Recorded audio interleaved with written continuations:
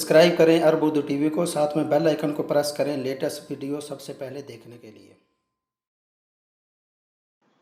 بسم اللہ الرحمن الرحیم۔ السلام علیکم۔ اردو ٹی وی میں خوش آمدید۔ 3 ذی الحجہ 1440 ہجری بمطابق 4 اگست بروز اتوار 2019 کی سعودی عرب کے تازہ ترین خبروں کے ساتھ حاضر ہوں۔ آپریشن سے ایرانی اعظم حج کی بینائی لوٹ آئی۔ شاہ عبداللہ میڈیکل سٹی مکہ مکرمہ میں 58 سالہ ایرانی اعظم حج کی آنکھوں کا آپریشن کامیاب رہا، جس سے اس کی بینائی بچ گئی۔ ڈاکٹروں کا کہنا ہے کہ بروقت طبی امداد ملنے سے آپریشن کامیاب ہو گیا۔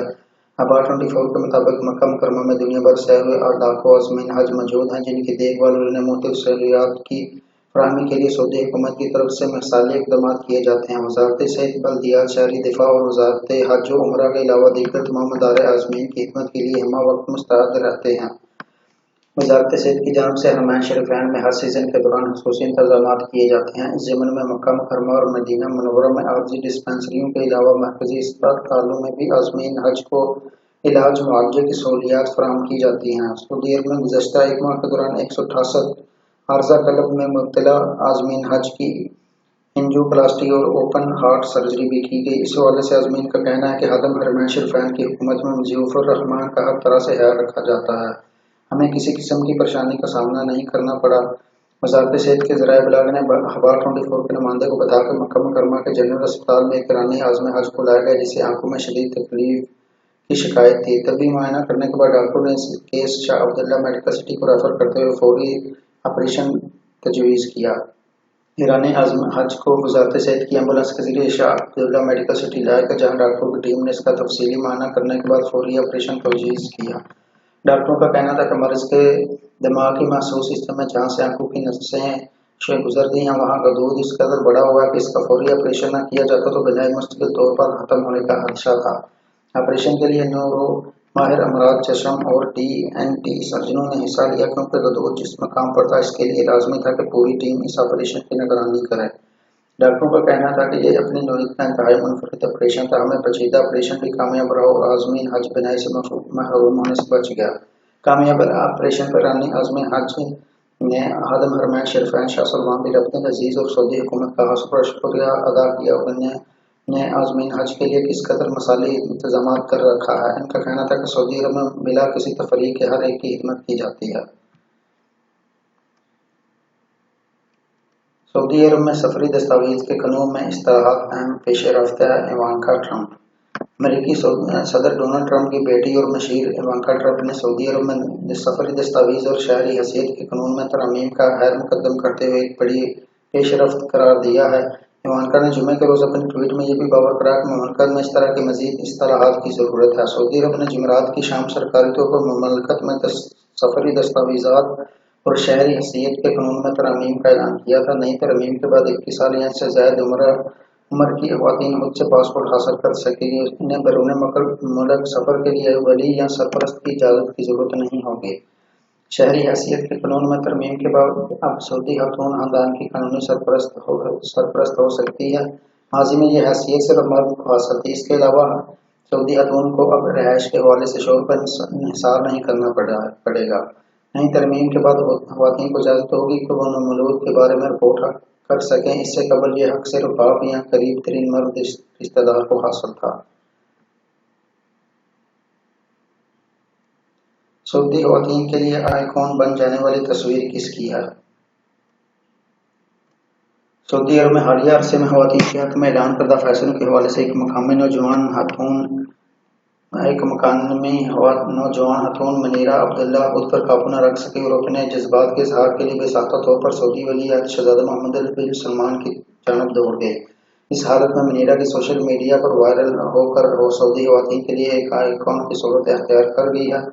العربیہ.net سے گفتگو کرتے ہوئے منیرہ نے بتایا کہ میں پہلی دفعہ فلم دیکھنے کے لیے ریاض کے ایک سینما ہاؤس گئی تھی۔ تفریحی مقاصد کے لیے حکومتی فیصلوں کے بارے میں خوشی اظہار کے واسطے شو کے حال سے باہر آ گئی۔ میری نظر اچانک شہزادہ محمد بن سلمان کی ایک تصویر پر پڑی، جس کی لمبائی 3 میٹر اور چوڑائی 2 میٹر کے قریب تھی۔ میں ان فیصلوں کا خیر مقدم کرنے کے لیے تیزی کے ساتھ ولی عہد کی تصویر کی جانب چل پڑی۔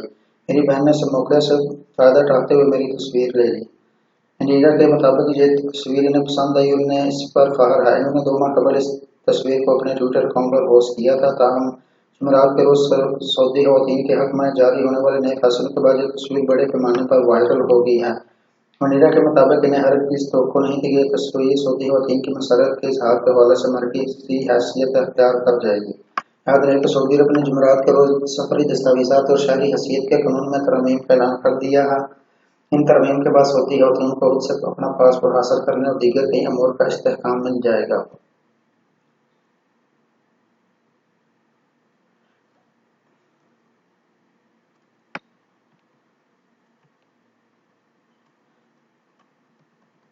انسداد منی لانڈرنگ دہشت گردی پر سعودی عرب اور امارات کے درمیان مفاہمتی یادداشت۔ سعودی عرب امارات میں مالیاتی معلومات کے یونٹ نے ہفتے کے روز ایک اعلان میں بتایا کہ اس نے سعودی عرب میں فائنینشل انویسٹیگیشن کی انتظامیہ کے ساتھ ایک مفاہمتی یادداشت پر دستخط کیے ہیں۔ اس اقدام کا مقصد منی لانڈرنگ اور دہشت گردی کی فنڈنگ کے انسداد کی پالیسی کو مضبوط اور جدید تر بنانا ہے۔ متحدہ عرب امارات کی سرکاری خبر رساں ایجنسی وام کے مطابق امارات کے مرکزی بینک کے گورنر اور منی لانڈرنگ اور دہشت گردی کی فنڈنگ کے لیے انسداد کے لیے قومی کمیٹی کے سربراہ بارک راشد المنصوری، مرکزی بینک کے نائب گورنر سیف خادف الشمسی اور مالیاتی معلومات کے یونٹ کے قائم مقام سربراہ علی فیصل باالوی نے سعودی فائنینشل انویسٹیگیشن کے انتظامیہ کے ڈائریکٹر منیجر طیبی بن حضر المالکی اور ان کے ہمراہ آنے والے وفد کا استقبال کیا۔ مفاہمتی یادداشت پر دستخط سے پہلے فریقین کے درمیان اجلاس کا انعقاد ہوا۔ اجلاس میں امارات اور سعودی عرب کے درمیان قریبی اور مضبوط تعلقات زیر بحث آئے، جن کا مقصد منی لانڈرنگ اور دہشت گردی کی فنڈنگ کا مقابلہ کرنے سے متعلق امور میں عالمی برادری کے ساتھ کوششوں اور مسلسل تعاون کو یکجا کرنا ہے۔ بعد ازاں علی فیصل باالوی اور میجر جنرل طیبی بن حضر المالکی نے مفاہمتی یادداشت پر دستخط کیے۔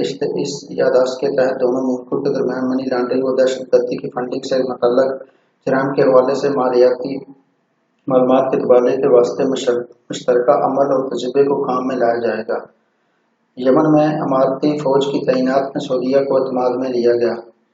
پرکاش متحدہ عرب امارات کے وزیر مملکت برائے خارجہ امور انور پرکاش نے کہا کہ یمن میں اماراتی فوج کی دوبارہ تعیناتی سعودی عرب کے ساتھ مشورے کے بعد عمل میں لائی گئی ہے۔ ان کا کہنا ہے کہ یمن میں جاری آپریشن میں سعودی عرب اور متحدہ امارات کو ایک دوسرے کا تعاون حاصل ہے۔ دونوں ملکوں کی فوجیں یمن میں امن و امان کی بحالی کے لیے شراکت کی پالیسی پر عمل پیرا ہیں۔ Micro blogging website Twitter پر پوسٹ کردہ ایک بیان میں انور پرکاش نے کہا کہ یمن میں نئی دفاعی حکمت عملی کے لیے متحدہ عرب امارات نے سعودی عرب کو اعتماد میں لیا ہے۔ ان کا کہنا ہے کہ یمن میں آئینی حکومت کی عملداری کی بحالی اور ایرانی تحریک کارانہ کردار کے خلاف مشترکہ کوشش جاری رکھنے پر امارات اور سعودی عرب میں مکمل ہم آہنگی ہے۔ انور پرکاش نے خلیجی ریاست قطر کی پالیسی اور اس کے بلاغی اداروں کے منفی پراپیگنڈے کو بھی شدید تنقید کا نشانہ بنایا۔ انہوں نے کہا کہ قطر خطے کو عدم استحکام سے دوچار کرنے کے لیے رقوم اور ذرائع ابلاغ کا استعمال کر رہا ہے۔